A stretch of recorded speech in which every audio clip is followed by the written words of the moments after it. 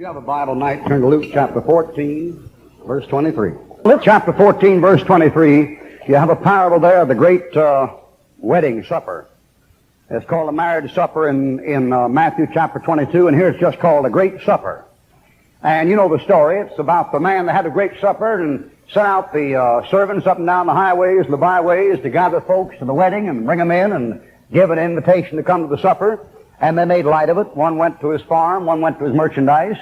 The Bible says in one place they with one consent began to make excuse, like they always do.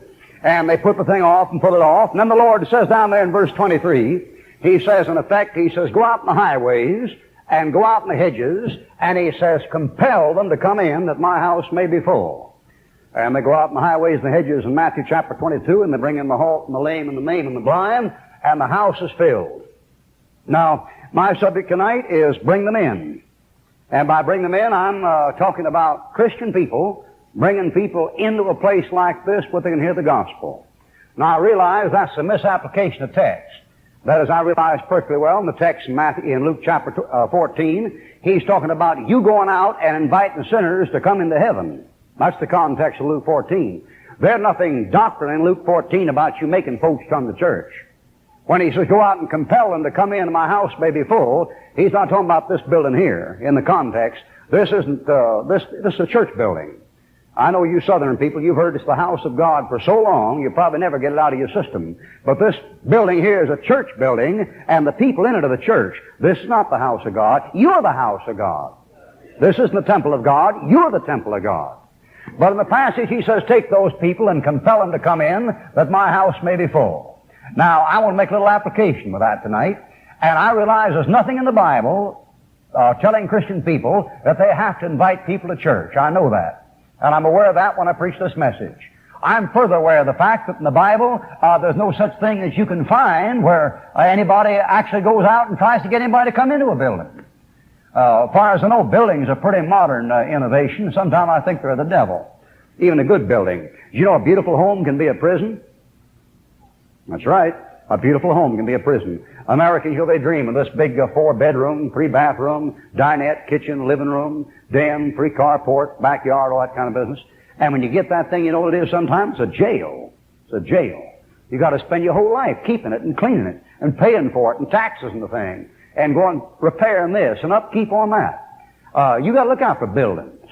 And I'm perfectly aware of the fact that there's very little in the Bible about buildings as far as the Lord is concerned, but there's some very true, practical things that had to do with Christian people inviting other people to church, and especially a church like this one. When I say a church like this one, I mean when you come in, they just hit you right in the face, man. I mean just plain, unadulterated, unsheeted word, just right smack in the face. That's where it ought to hit you, too. Did you know back in this country 50 years ago, no matter what church you went into, it hit you that way? But times have changed. Back in the old days, a fellow went in the Baptist church, he walked in there and he got hellfire and damnation as soon as he got in. He stepped in the hole in his church, got the same thing. He ran 3 blocks down and stepped in the Methodist church and got the same thing. Ran a mile away and went in the Presbyterian church and got it again, man. Back in those days, folks got under conviction and stayed under conviction, brother. They couldn't run from it.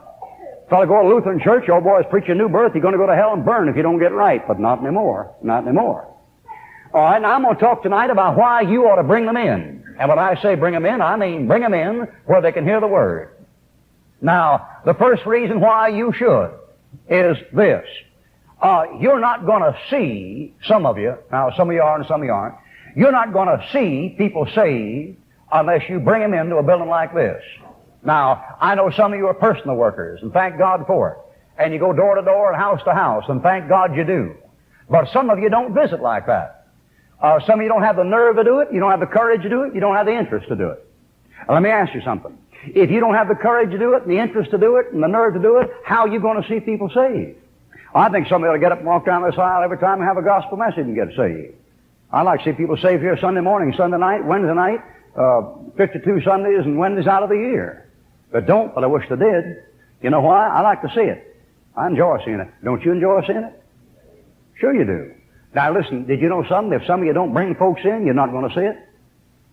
Some of you aren't going to do personal work out in the streets. You never have, you never will. Some of you are not going to go door to door and do visitation. You never have, you never will. Some of you, if you don't see them saved right in this building, or some other building or some revival, you're not going to see them saved. That's one reason you ought to bring them in.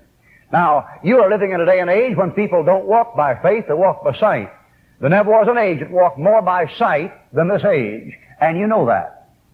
I mean, you folks that have television sets, you know how much people today live by sight. They just live by sight all the time. They don't walk by faith.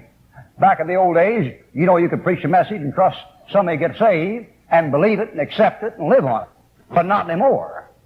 You have to see it. Did you know when George Whitefield and John Wesley preached, did you know they very rarely ever gave an invitation? I heard a preacher say a preacher ought to give an invitation every time he preaches. Wesley didn't. And he won more souls than Billy Sunday ever thought of winning. But back in those days, folks knew more about faith than they know now. Nowadays, you live by sight now. Boys and girls today, they don't spend much time listening to the radio. Did you know about the only thing you can get on radio these days is dirty music and newscasts? You can't get any good stories. You can't get any good plays. You know why? Nobody has any imagination anymore. The Christians don't. Why, the Christian today doesn't have as much faith as an unsaved man had in this country 25 years ago. The Christian is walking by sight and living by sight. And so I say, if you don't bring them in, you're not going to see people saved. Now, you want to see people saved. Folks say, what's the matter with our church? Nobody ever gets saved in it. Said, nobody ever gets saved? You want to see people saved, don't you? Well, if you want to see people saved, I'll tell you something you're going to have to do. You're going to have to bring them in, some of you. You're going to have to bring them in, or you're never going to see them saved. And you're just going to sit there, you're going to say, no results. Pretty soon you're going to have a gloom hanging over your head like, who's that character, Little Abner, that walks around with that cloud over his head all the time? What they call him, Calamity Joe or something or other, you know. And so you have Christians that just spend year after year coming to church and sitting there with that thing hanging over their head, you know. Nobody ever gets saved. Whose fault is it? Must be the preachers. Must be the choir directors. Must be one of the deacons. Somebody's grieving the Spirit. Somebody's quenching the Spirit. Well, folks, I tell you, if you don't bring unsaved people in, you're not going to see them saved. I preached to this congregation here at least 50 times in the last 7 years when there wasn't an unsaved person anywhere in the building. You just can't keep preaching John 3:16 to Christians. And so I say this, you gotta bring them in if you want to see them saved. Back in the old days, folks could go a long while without results. It didn't bother them. Sam Jones, those old-time evangelists, they'd preach sometime 4 and 5 weeks and wouldn't give an invitation. It didn't bother them any. But it bothers you. You're impatient. Well, back in the old days, folk could sit and hear a man preach for 4.5 hours. You can't. You know why you can't? You don't live by faith. You live by sight. See? Got to get out, got to get out, got to get this, got to get... You live by sight. Back in the old days, if I run 4 hours, they could take it. Nowadays, you can't get a congregation to stay awake more than 50 minutes under a good message. A good message. A poor one, man, they won't stay awake 15, 20 minutes. And so, folks want to see. You folks that have children, don't they always want to see it? How about Christmas time? You know, when I was a boy, we had a pantry out in the back of the house, and they piled up the Christmas presents and that before Christmas, before they put them out of the tree. And us kids were always going back in that pantry. There were 3 of us, and we were feeling those things, and squeezing them, and shaking them, you know. We said, I think it's one of these. It is not, it's one of those. Well, look at here, you know. By the time you got the thing, it was all broke up and just squashed to pieces from feeling it. And if folks want to see, I used to always want to see Santa Claus. And I'd wake up at night, stay up at night, wait and wait and wait. Boy, the little boy, about 2 in the morning, I was sitting in that bed just, like that, you know, trying to catch Santa Claus. And I finally caught on. He couldn't have got down the chimney anyway, because I climbed up on the roof one time, look at the chimney. It wasn't big enough for him to get in. It was only about that big around. You know about the little boy, you know, at school he uttered this terrible cuss word, and I asked him where he got it from. He said he learned it from Santa Claus.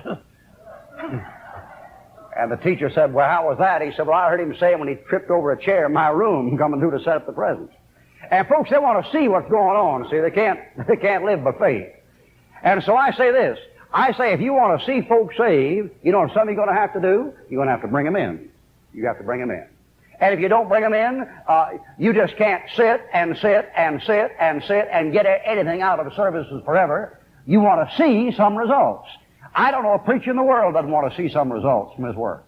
I read about missionaries who preach in Burma and preach in India for 2 and 3 and 4 and 5 years without a convert. I've read of missionaries that preach to the Indians and the Chinese and preach 10 and 20 years without a convert. But I know that's back in another age, and I know missionaries today couldn't do it. Because this age lives by sight. They don't live by faith. When I don't win a soul in about 4 weeks, I start getting nervous and get disturbed and upset. I haven't won one in about 4 weeks. I'm getting nervous right now. I'm going to go out here in this parking lot of Town and Country Plaza Shoppers Fair. When I get like that, I just go out there in an afternoon and just go car to car and catch a fellow when he's coming back from shopping, just climb in the front seat with him. You get good results that way. Just climb in the front seat with him and say, I want to talk to you a minute, buddy. So I know you think I'm crazy, but, and then give it to him. But you folks that don't do that, see, you count on them getting saved here, and they're not going to get saved here if you don't bring them in. All right, the next thing. You'll not only not see people saved, but you'll get the place where you're going to question the power of God. You're going to hear talk about the power of God, but if you never see anybody saved, what do you know about the power of God? I hear some of our brethren talking about the power of God and the power of the Spirit and this and that. Some of them haven't had a soul saved in the church in 3 years. Just Christians going down the altar and praying through and rededicating and trying to get the Holy Ghost and trying to get sanctified. Talking about the power of God. Well, if there's power there, there's salvation there, brother. Where the word of the King is, there is power. The gospel is the power of God and the salvation of them that believe. And brother, when you got power, you got people being saved. And you folks who never see anybody saved, what do you know about the power of God? When you want to get healed and you want to get power and help from God, what do you know about it if you never see anybody saved? You need to bring them in because you'll begin to doubt and question the power of God. God's people today are not living by faith, they're living by sight. A man said this one time.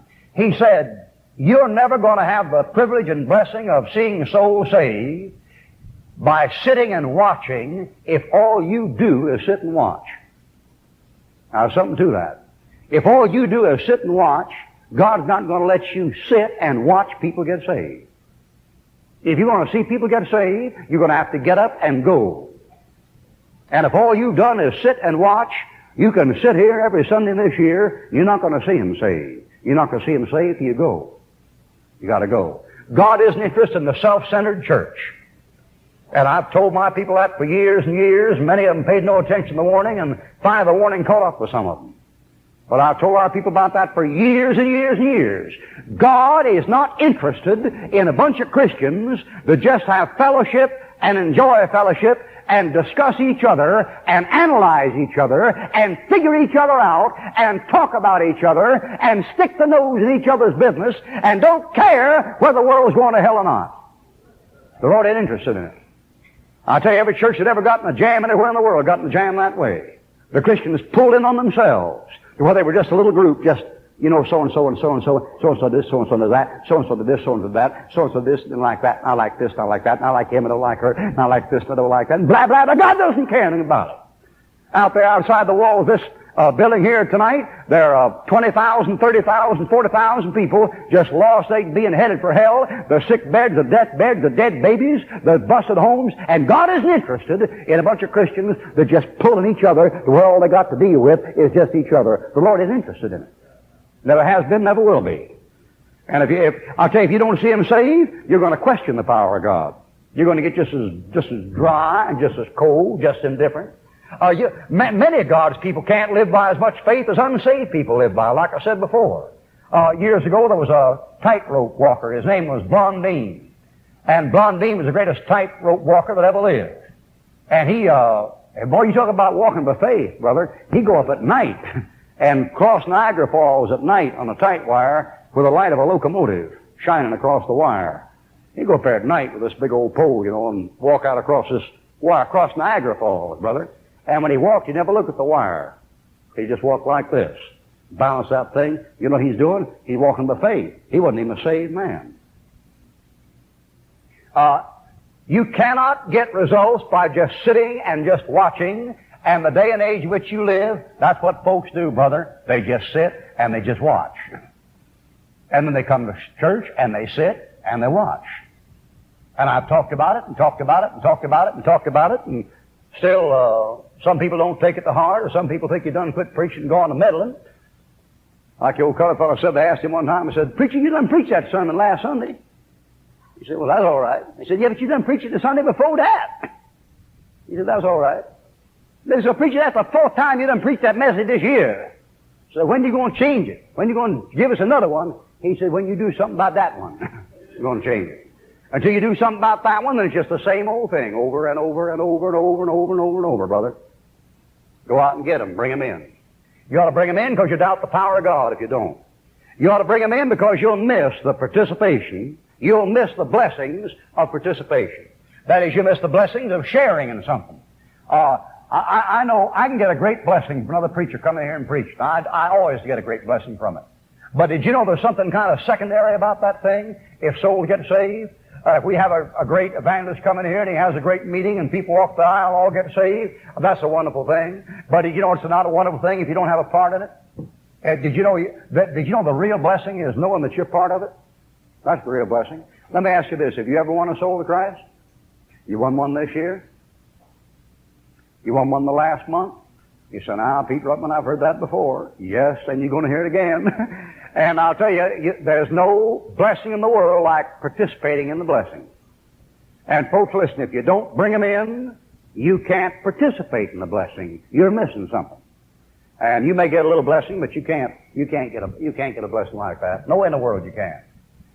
You know, for years and years and years, we've had, and thank God those days are over, but we've had people in this church that actually thought swapping members in classes was growth. I mean, you get about 15 Sunday school classes here, and somebody to steal 5 members out of this one and put them in that one and say we grew 20%.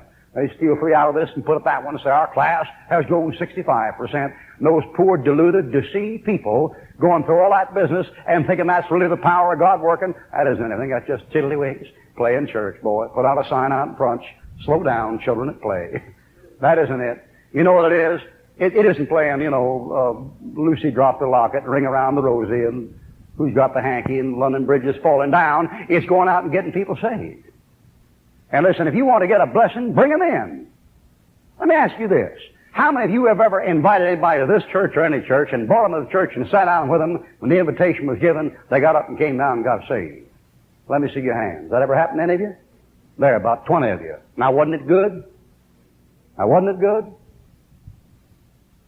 And you folks have never had it happen. You're missing something. I'm not being mean. I'm not being nasty with you. I love you, but you're missing something. You need to get in on it. All right. Now, the only other thing is this. If you don't bring them to church, get them in, you're going to have to win them in the homes. If you don't get them into this building and get them under the sound of the gospel and get them saved here, you know what you're going to have to do? You're going to have to go door to door to these homes and get in these homes and get them saved there. You say, well, I can't do that. Then you're going to dry up. Now, you just take your choice. Yeah, I'll tell you what, if you're not willing to go out there and get them and knock on the doors and deal with them about the soul and try to win them to Christ, then you've got to bring them in. And folks, if you will not bring them in where they can get saved, and will not go out and get them where they can get saved, the Lord knows you and knows your heart and keeps your soul. You know what you're going to do? You're just going to dry up, just like an old prune. And just dry up and just dry up. You just sit there like an old dried... You ever see a dried apricot? Or a dried prune? Just sitting there, just all wrinkled and just... No. It's all dried up. You know God's people get that way? You know why we got so many atheists around this country? They've never seen anything grow. Never planted a crop, seen it grow. Let me ask you this. Have you ever led anybody to Christ and watched them grow? You're not an atheist, are you? You Christians, you're saved people. Yeah, did you ever watch God grow anything? You say, watch my children grow. Did you ever watch him do anything spiritual? Did you ever lead a man to Christ that just wasn't worth shooting, and then watch him 10 years later turn into a real spiritual soldier? Did you ever do that? Haven't you ever done that? Shame on you. Shame on you. Haven't you got one? How about one? Listen, some of you people sitting here tonight could get one a year. Some of you people sitting here tonight, you're sociable, you're friendly, you're good talkers, you're hospitable, you're good hosts, you're good hostesses.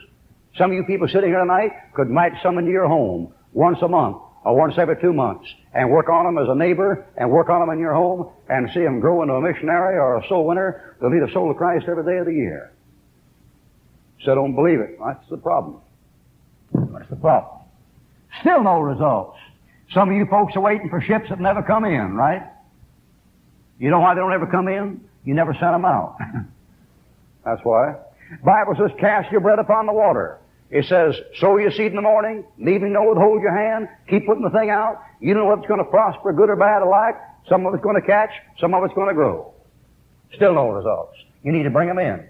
You say, now you telling me I've got to bring them into this church to get them saved? No, sir, I'm not telling you that. I'm telling you, if you're not willing to go out there door to door, out there in the street, out there in the schools, out there in the factory, and try to win them personally, then you're going to have to bring them in here and let the Lord do it here, or you're going to dry up. And nothing deader and worse in this world than a dried up Christian, because then he becomes a chronic griper. A chronic griper. I like what that, who was it? I don't know who was up in this pulpit here. It must have been about a month, 2 months ago. He's talking about folks you never could please. And he gave some illustration about a man who had his wife cook 2 eggs for him. And he told her to cook one of them scrambled, one of them fried. And she brought him in and he said, take it back and cook them again.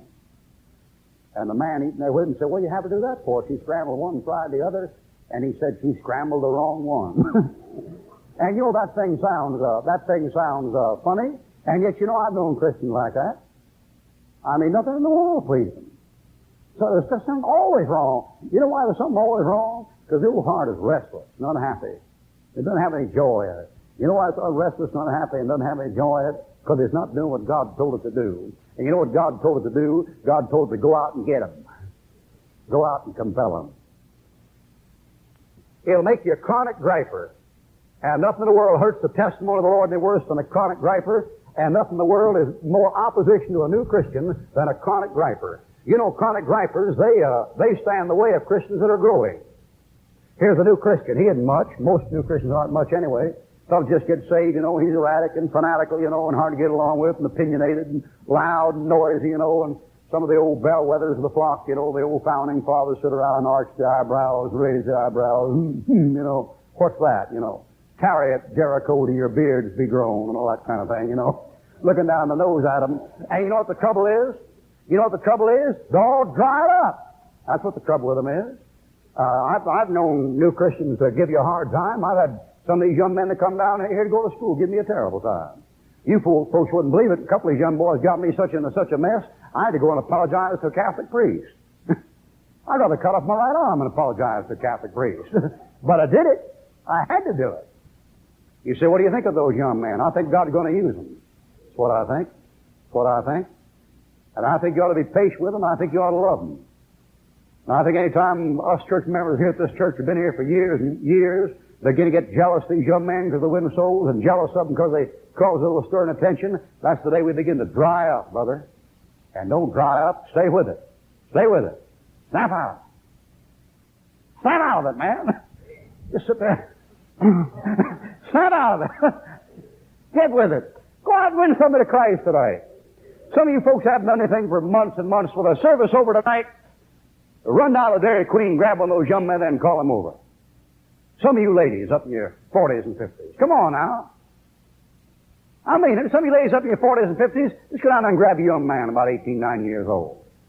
That's right. That's right. Just haul him over there and say, young man, I want to talk to you as a mother. He'll about die. He'll about die. He probably don't even have a good mother. You'll probably win him in 5 minutes. Did you know that? Why don't you try that? Some of you ladies, some of you younger ladies don't have a wash machine and things at home. Go down the laundromat and go in there and sit down and strike up a conversation with one of those women. You can lead her to Christ. But don't dry up. Don't dry up. Get critical, bitter, griping. And I'll tell you, when God's people lose the joy and lose the victory and start that griping, it doesn't do any good to cultivate them. It doesn't do any good to humor them. It doesn't do any good to sympathize with them. And I'm amazed at some of God's people, how little sense they got when it comes to dealing with unhappy, griping, complaining Christians. Now, I'm talking to mothers and daddies here tonight. And you've got children. Now, let me ask you, mothers and daddies, something. When your child starts this stuff, and you've all heard it, man. If you had any children, you've heard this business. You know, I don't like that. I don't like that. Oh, you know this. I can't eat that. I don't want that. No, I go to bed. What do you do? Now, what do you do? You call somebody over and pat them on the back and say, honey, you're absolutely right. That big, bad mama to make you eat that stuff and go to bed at this hour. Like, you're absolutely right, darling. We understand. And there are 3 more people in this church feel just like you do, honey. No, you don't, brother. No, you don't. I don't. I say, Buster, eat it. Man, eat it. And they sit there and act like they're sick and can't eat it. I told them, you get sick, you have to clean it up. And I'll tell you, when you get God's people where they're dry and fussy and gripey and complaining, it doesn't do any good to sympathize with them and cultivate them. It just makes matters worse. And that reminds me to say, finally, that this. If you don't bring them in, you're going to become dry and gripey and complaining, and you're going to hurt the testimony of the church. I've never known a church anywhere, I'm not speaking specifically at anybody or against anybody, I've never known a church anywhere that had its testimony hurt that didn't have it hurt by the people that went to it.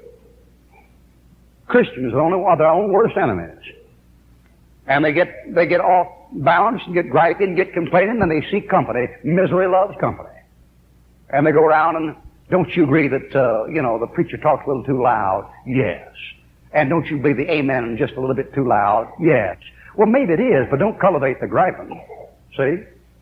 Folks say, well, how'd you like the way the Sunday school is set up? Don't you think it should be set up this way? Yes, I do. Where I came up, we set it up this way, And you get in there and you find this little griper, and she's mad because her boy doesn't get recognized, and this old griper gets mad because the money isn't spent in the parking lot, and this old griper over here gets mad because the preacher yells too loud, this griper gets mad because the invitation's too long, and this griper, you just go around and cultivate him, pat him on the back, say, yes, you are certainly right, something has to be, and you just shoot your testimony, brother.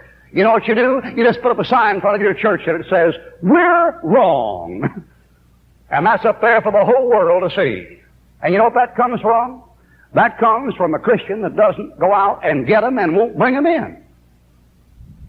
And when you don't go out and get them and you won't bring them in, you dry up. When you dry up, you become a griper. When you become a griper, why, you just shoot the whole thing. We had a fellow in this church years ago. He's no longer with us, but he left about 3 years ago. And that fellow was a very subtle character. I watched him, and I noticed something about him. On Sunday afternoons after the deacon meeting, he'd kind of hang around kind of nearby, and when the meetings were over and everybody goes away, why, a telephone call would get to him, and the next Sunday, or the Sunday night right after the deacon meeting, he'd come in the back building, and I'd watch him, and he'd circulate through that building, and any time back there in one of those meetings, there was a little disagreement about something where somebody was kind of trying to get upset about something I'd said or done, he'd find out that man and go right to him. The two of them would talk. And then about a week later, then I'd find out the fellow kind of moving over that way, get on the board over here and get on the board over there. You know that stuff? That's satanic, folks. That stuff is satanic. And listen, you griping, complaining, unhappy Christians here tonight, I want to tell you something. You better look out, or your sin's going to find you out. And the only way you're going to keep that joy is keep your heart right and keep out after souls. And don't you think you can sit here and hear me preach and be the same after you hear me preach? You'll never be the same. I've had Christians sit here for 4 and 5 years and take that word and just turn it down and turn it down and turn it down and turn it down. And in their minds they tell themselves, I'm the same man I was 7 years ago. No, you're not. Listen, brother, you can't hear the word 7 years and be the same person you were. You're going to be 30 feet high or 100 feet lower. You don't tread wheel when you hear the word. That word, it do something for you. One time a man went to a doctor and he said, I have a little bit of trouble here. He said, I have trouble in my arm. And the doctor said, well, let me look at it. And he looked at it and he said, this is very serious. How long you had this? The man said, well, I've had it just about a year, just off and on. Feels like my arm's asleep. But he said it didn't bother me much. Now I noticed kind of coming down my chest. And the man said, well, I've got bad news for you. The doctor said, if you can take it. The man said, well, I'm a Christian. I can take it. And the doctor said, well, I'll tell you what you got. He said, you got a rare disease. It's known as creeping paralysis. And he said, there's no cure for it. And about a year later, the fellow died. And did you know something? As far as a Christian is concerned, there's no cure for creeping paralysis.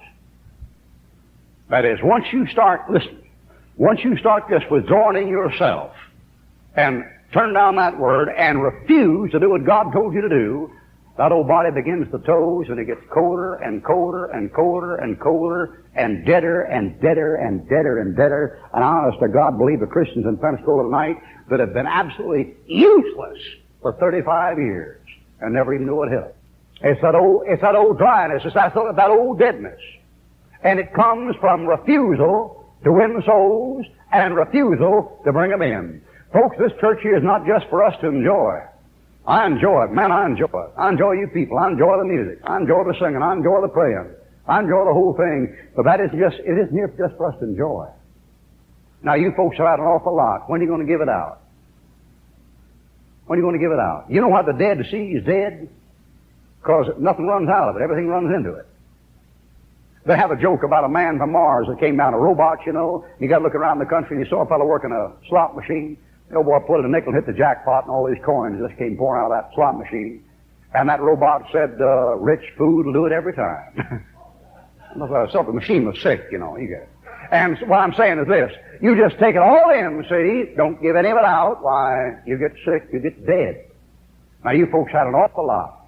When are you going to start giving it out? You need to bring them in. He says in Luke chapter 14, verse 23, he said, go out and the highways and hedges and compel them to come in. If we want to repent here as a church and get right, and I know we do, we want to get on our knees and start over fresh, and I know we do, I know I do, I tell you what we ought to do. We ought to make a covenant with the Lord tonight, every one of us. We ought to say, Lord, now we're going to do this. We're going to go out there and knock on those doors and get out in those banks, those grocery stores, and out in the street, and out in the plazas and the country squares and the highways and byways, and we're going to try to lead people to Christ. We're going to stay with it. We're going to stay at it day after day, and we ought to tell the Lord, if we're not going to do that, see, if we're not going to do that, then every Sunday, say, Lord, every Sunday, we're not going to come into this building without somebody right beside us. Would you folks make that agreement with the Lord? You say, well, Brother Ruckman, folks are awful hard to get. They promise you to come to church and they don't come. I know that. I know that. Man, I've had them promise me. I got a list over there in 3 notebooks full about 1961, 1965. I guess not more than 10 of them ever showed up out of 3 notebooks full. But 10 were pretty good. One of them was Brother Littlejohn. His name was on there. Brother Edmondson was on there. And Brother Tingler was on there. Brother Boyette was on there. I know they promise they're not going to come in, but some of them are going to. Now listen, let me ask you this. If you won't bring them, and you can't bring them, will you go out after them? Thursday night, Wednesday morning. Bring them in. Now let's just change this sign on here. And let's just tell the world, we got the book, we got the Word, we got the Lord, we got what you need. All things are now ready, come and dine.